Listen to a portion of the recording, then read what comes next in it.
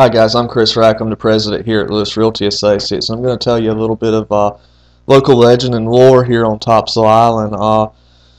If you're lucky enough to be walking down the beach sometimes, you can find some arrowheads and some pottery. What that tells us is that Native Americans actually were probably the first visitors to Topsail, coming over from some base camps over on the mainland, and no doubt they were enjoying the seafood and the beautiful views. So not only do we have shark's teeth, we might have some arrowheads too. Uh, Another legend is actually falls into how Topsail Island got its name. Rumor is that pirate ships used to hang out behind our island, and they were waiting for a merchant ship to come by. Well, the merchants got smart enough to realize that if they looked for the top sails of the pirate ships, that they might avert disaster. Hence, we got our name Topsail Island. It's also local legend that Blackbeard the pirate cruised these waters on his journeys. And in the 1950s, a group from New York came down, and they were looking for Blackbeard's treasure that was rumored to be buried on Topsail.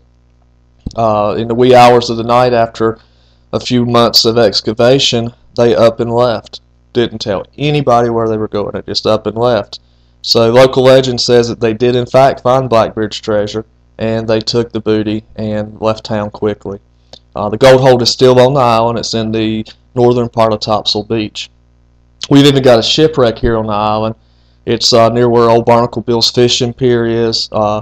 When the waves are just right and the wind and tide's just right, it'll actually expose itself.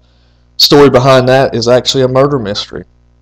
A young captain, 25 years old, on his first voyage with a first mate who was resenting the young captain, and the captain allegedly beached the ship at South Topsail on the inlets, with the shoals on the inlet. The crew went into Hampstead, just outside of Wilmington, to get help. When they came back, they found the captain dead. First mate said it was suicide. No doubt they put the first mate on trial. He was proven guilty on the first trial and appealed. On the second, he was ruled innocent. But here's where the plot really thickens.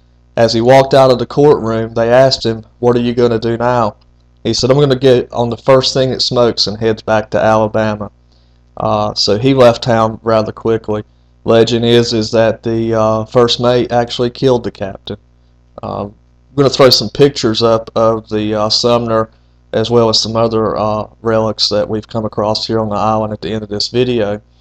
If you've ever seen a rocket, it had its start here in Topsail Island. Operation Bumblebee was in the late 1940s, and it was the United States government's secret testing of rockets. It's also rumored that they had contemplating putting NASA here before they moved it to Cape Canaveral, Florida. The towers that you see on our island, they came from Operation Bumblebee, as well as the Assembly Building down at Topsail Beach. A few other structures down at Topsail Beach were actually Operation Bumblebee structures.